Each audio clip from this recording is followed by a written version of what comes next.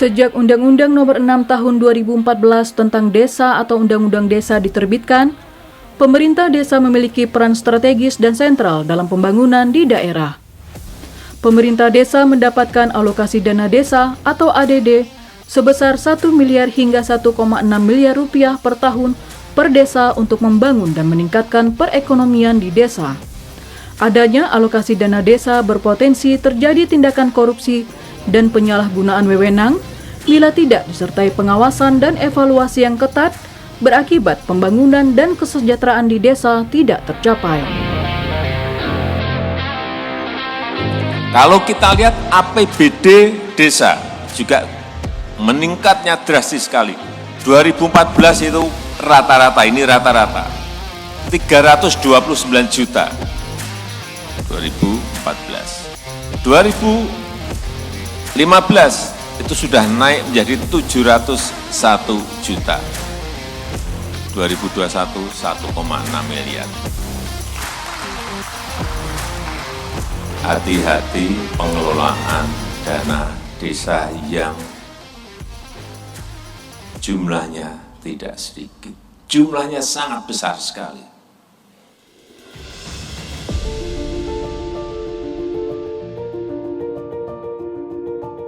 Untuk mencegah tindakan korupsi dan penyelewengan dana desa, mulai tahun 2022, Komisi Pemberantasan Korupsi KPK bersama kementerian dan lembaga terkait lainnya menginisiasi program percontohan desa anti korupsi bertujuan menumbuhkan akuntabilitas, transparansi, serta kolaborasi antara pemerintah dan masyarakat dalam proses perencanaan dan pengawasan pembangunan desa.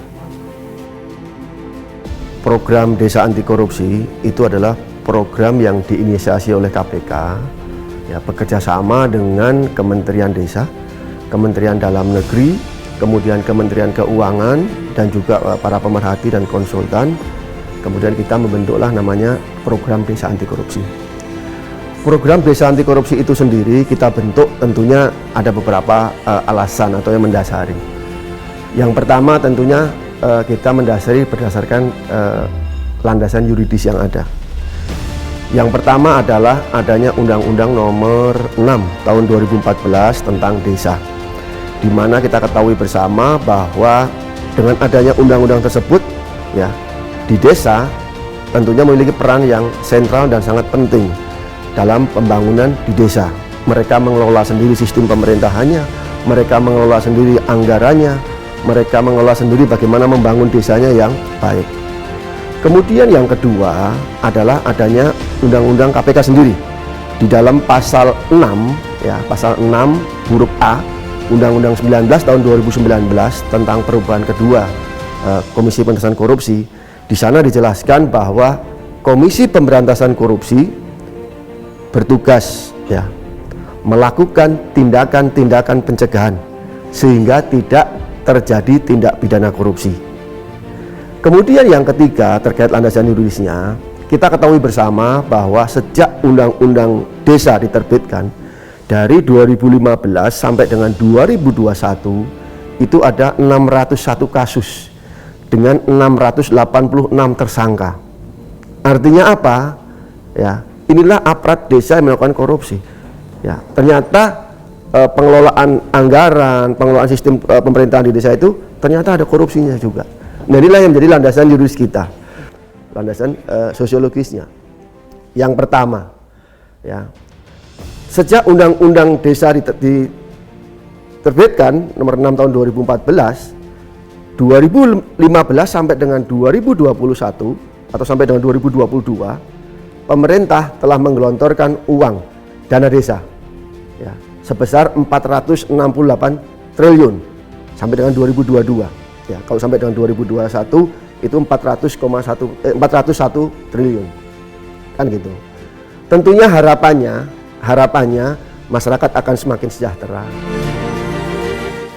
Dalam pemilihan desa percontohan, terdapat 5 komponen dan 18 indikator sebagai prasyarat menjadi desa anti korupsi.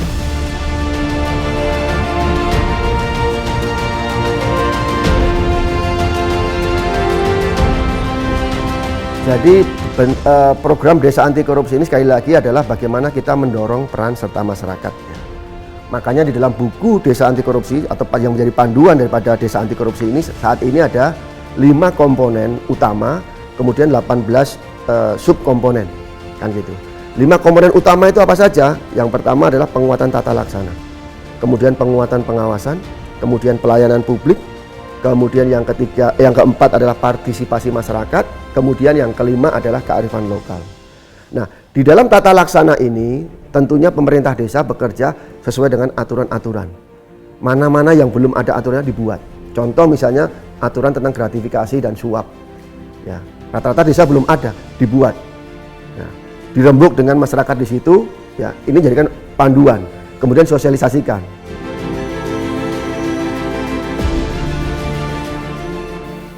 Sebagai bentuk sosialisasi, pemerintah desa bersama kementerian dan lembaga terkait lainnya membentuk tim pendamping desa.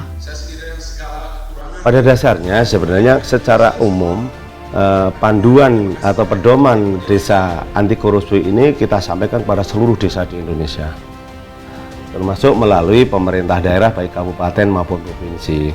Harapannya adalah ini bisa tersosialisasi juga dengan baik, masyarakat juga paham. Inilah yang dimaksud dengan desa anti korupsi. Maka kita juga punya pendamping desa.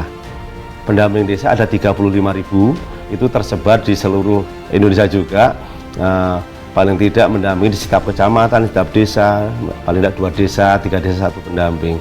Ini juga diharapkan untuk ikut juga mensosialisasikan, sehingga walaupun tahun 2022 itu ngambil 10 percontohan dan sekarang tahun 2023 mau 22 percontohan, tapi tidak hanya terbatas pada itu sebenarnya.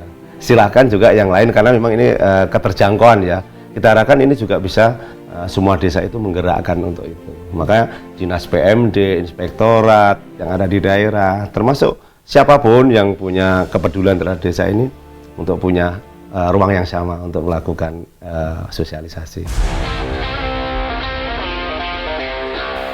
Melalui berbagai tahapan, pada tahun 2022 terpilih 10 desa anti korupsi dari 10 provinsi.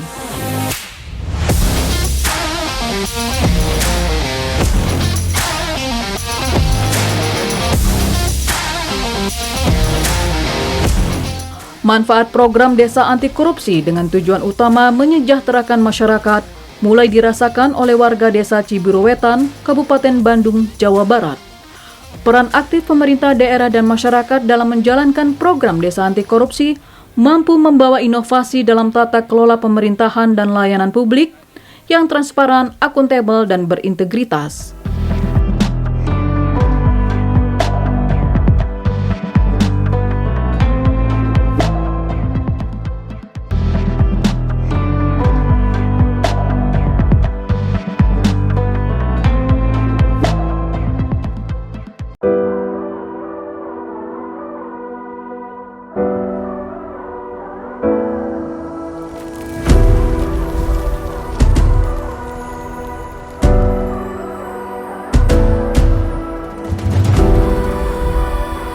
Cibiru Wetan, desa yang berlokasi di bagian utara Kabupaten Bandung, merupakan salah satu desa dari 10 desa yang terpilih sebagai desa anti korupsi. Desa Cibiru Wetan merupakan desa anti korupsi dengan jumlah penduduk terbanyak dibandingkan 9 desa lainnya, yakni sebesar 18.000 jiwa. Desa Cibiru Wetan terpilih sebagai desa anti korupsi dikarenakan transparansi informasi penggunaan dana desa dan partisipasi masyarakat yang tinggi dalam sistem tata kelola desa. Pada waktu proses awalnya bahwa kami kedatangan petugas dari KPK RI yang mana langsung ke rumah dinas saat itu menanyakan desa-desa mana saja yang tentunya bisa dijadikan desa percontohan di anti korupsi. Saya mengusulkan pada waktu itu 2 desa, ya tidak tiga desa.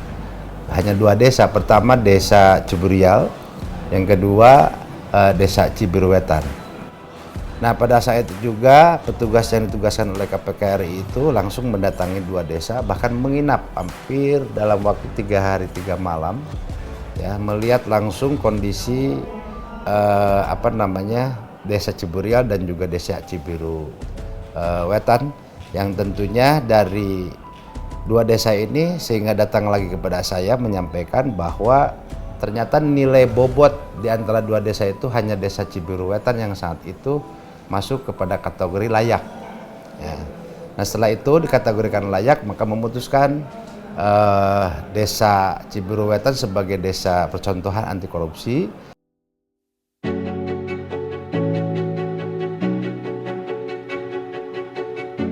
Transparansi informasi alokasi atau penggunaan dana desa merupakan salah satu strategi utama pemerintah Kabupaten Bandung untuk menjalankan program desa anti korupsi.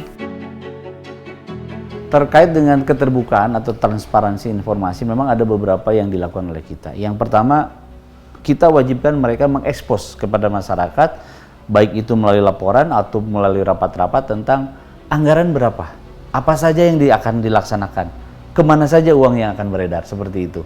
Bagaimana pertanggungjawaban yang dibuat. Kemudian dengan digitalisasi, uang atau pelaksanaan keuangan di desa itu sudah bukan tunai lagi, tetapi melalui cashless, tidak memakai uang. Jadi transfer, sehingga akan ketahuan kan, ini kemana, ini seperti itu. Nah itu adalah untuk memudahkan masyarakat.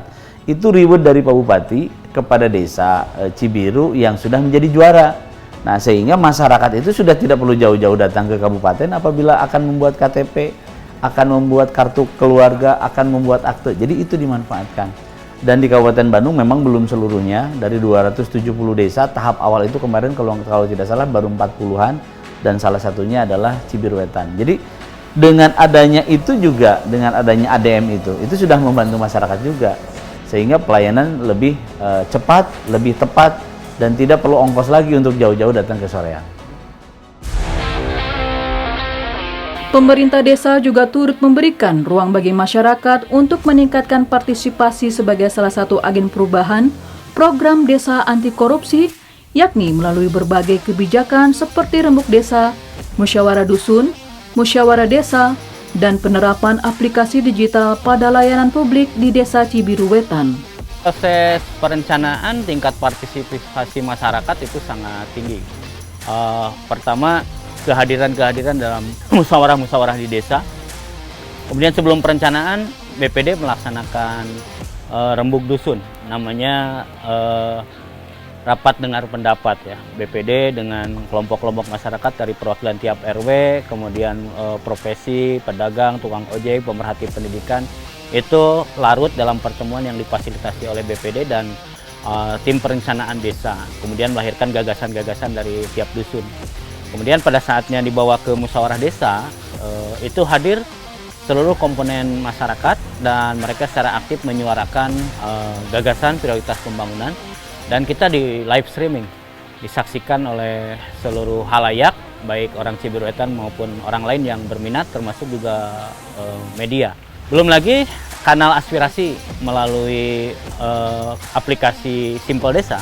Kita ada lapor Pemdes dan Japri BPD. Kemudian melalui aplikasi Balai Desa itu ada fitur pengaduan masyarakat. Pertama di website desa kita proaktif di upload setiap aktivitas kegiatan yang selesai dilaksanakan. Kemudian kalau kegiatan-kegiatan yang sudah pemeriksaan inspektorat sudah dinyatakan clear, dokumentasinya kita juga naikkan di website desa. Kemudian informasi APBD tahun berjalan dan informasi APBD realisasi. Ada juga rapat pelaksanaan kegiatan, mengundang masyarakat. Kemudian ada rapat serah terima kegiatan pada saat selesai. Dan desa juga melaksanakan transparansi melalui Musdes informasi laporan penyelenggaraan pemerintah desa akhir tahun anggaran. Biasanya dilaksanakan maksimal bulan Maret dan kita sudah 3 tahun ini selalu melaksanakan. Berbagai kebijakan dan ruang diberikan pemerintah Kabupaten Bandung kepada masyarakat, terbukti mampu meningkatkan layanan publik dan peran serta masyarakat.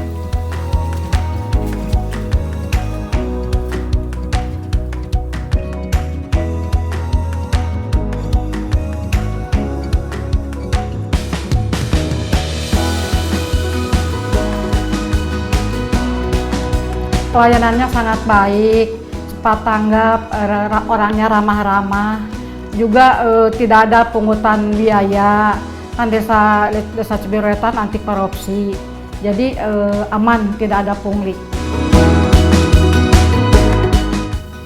Selain desa Cibiruetan yang memiliki semangat tinggi dalam menjalankan tata kelola pemerintah desa anti korupsi, di Kabupaten Banyuwangi, Jawa Timur, terdapat desa Sukojati yang awalnya merupakan desa tertinggal, namun kini menjadi desa percontohan anti korupsi bagi semua desa di Provinsi Jawa Timur.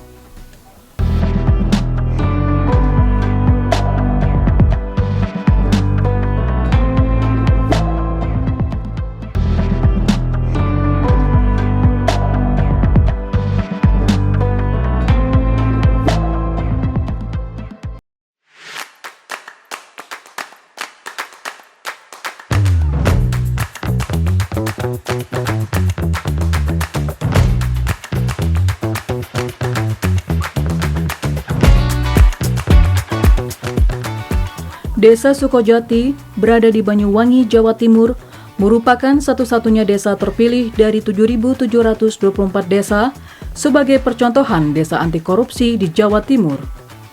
Pemerintah Kabupaten Banyuwangi melalui program Smart Kampung mengembangkan teknologi informasi dan komunikasi untuk meningkatkan layanan publik yang transparan dan akuntabel. Desa Sukojati ini salah satu desa dengan pelaksanaan smart kampungnya yang cukup baik dan cukup sukses. Itu yang pertama. Lalu yang selanjutnya memang kami memiliki kebijakan di mana kami mengarahkan ADD dan DD di semua desa di Kabupaten Banyuwangi itu untuk digunakan dengan membuat program-program yang lebih produktif dan berdaya guna, terutama untuk masyarakat.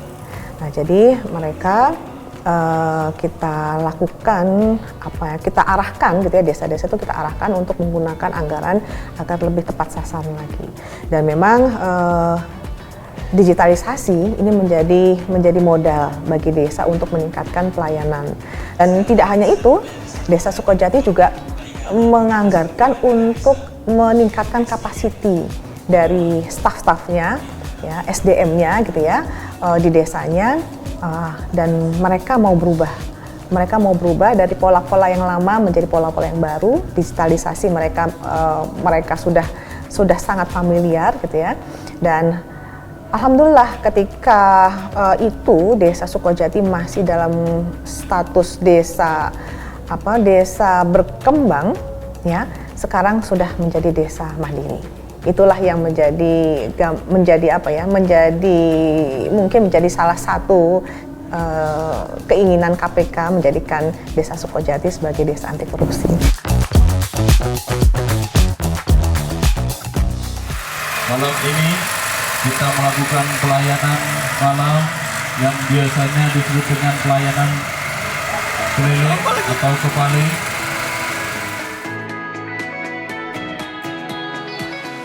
Dengan adanya bantuan DD dan ADD, banyak bantuan-bantuan tersebut saya manfaatkan dengan baik. Salah satu contoh, mobil pelayanan itu saya buatkan menjadi bentuk pelayanan kepada masyarakat. Mobil itu sebagai mobil jemput bola. Dengan adanya orang masyarakat minta administrasi, salah satu contoh membuat KTP, KK. Itu kalau orang-orang anak-anak remaja itu biasanya datang di desa. Tapi dengan adanya orang-orang yang sudah tua ini, saya menyempatkan diri bahwa adanya mobil tadi itu yang bantuan dari ADD maupun DD itu saya gunakan untuk jemput bola barangkali orang-orang yang sudah, artinya umur-umur yang 60 tahun yang tidak bisa, atau yang tidak kuat melangkah ke desa, akhirnya pakai mobil itu. Akhirnya desa melakukan jemput bola. Program lain yang turut mendukung Desa Sukojati sebagai desa anti korupsi adalah pengembangan e-village budgeting dan e-monitoring system. Sistem tersebut untuk mengelola keuangan desa atau dana desa, mulai dari perencanaan hingga pelaporan secara terintegrasi. Dengan adanya indikator maupun tolak ukur yang diterapkan di dalam sistem desa anti korupsi ini, kami punya standarisasi bagi semua desa yang ada di Kabupaten Banyuwangi, sehingga semuanya harapan kami akan kami arahkan ke sana sebagai bentuk akuntabilitas tata kelola pemerintahan desa, karena begitu banyaknya sumber bantuan dana yang ada di desa saat ini. Berbeda dengan tahun-tahun sebelumnya. Kalau tahun sebelumnya mungkin bantuan keuangan desa itu totalnya hanya antara 200 sampai 300, namun sekarang sudah miliaran, mungkin paling sedikit 1,5 miliar bantuan keuangan yang digelontorkan baik itu pemerintah daerah maupun pemerintah pusat. Insya Allah kalau menurut pandangan kami untuk Desa Sukajati sudah melakukan itu terkait transparansi, baik itu secara manual terkait penggunaan alokasi anggaran yang ada di desa, itu juga dipasangkan banner dan sebagainya.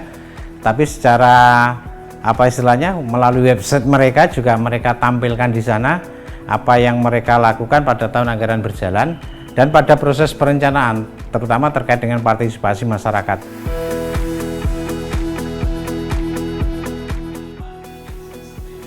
Para aparat pemerintah desa juga mendapatkan bimbingan dan pelatihan mengenai tata kelola pemerintahan yang transparan dan akuntabel. Selain itu, pemerintah Kabupaten Banyuwangi bersama dengan Badan Permusyawaratan Desa, BPD, dan KPK juga terus memantau pelaksanaan program desa anti korupsi di Desa Sukojati. Pengawasan juga turut menyertakan masyarakat yang dapat menyampaikan aspirasi melalui musyawarah desa ataupun petugas. Tidak hanya itu, masyarakat juga dilibatkan dalam pembangunan desa. Apabila kita menemukan hal-hal yang sekiranya memang dirasa masyarakat ini kurang puas dengan Indonesia, kita adakan, karena BPD sendiri kami mengadakan kegiatan rutin bulanan, yang mana dalam kegiatan bulanan itu baik ada masalah atau tidak ada masalah di desa, tetap kita adakan rutinan. Ya, di situ kita mengumpulkan semua anggota BPD dan juga beberapa orang PBS, baik itu kepala desa, sekdes, ataupun bendahara, ataupun PK. Nah, di situ kita ngomong-ngomong, Pak, ada masyarakat dusun A menilai apa yang sudah jadi kebijakan desa sebenarnya kok kurang tepat. Bagaimana, Pak? Pelaksananya, solusinya seperti apa? Seperti itu. Terus contoh lagi, Pak, masyarakat ini kok sepertinya tidak terlayani. Apakah benar laporan di masyarakat itu seperti itu? Coba jenengan klarifikasi kepada kita biar kita tahu bahwa apa yang sudah jadi keluhan masyarakat itu benar-benar nyata adanya.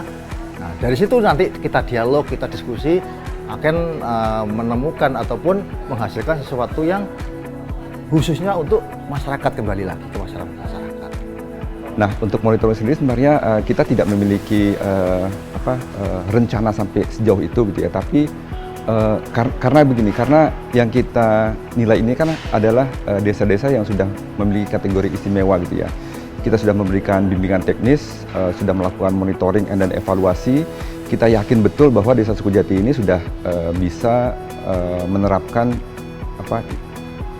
indikator-indikator yang ada di desa anti korupsi tersebut gitu.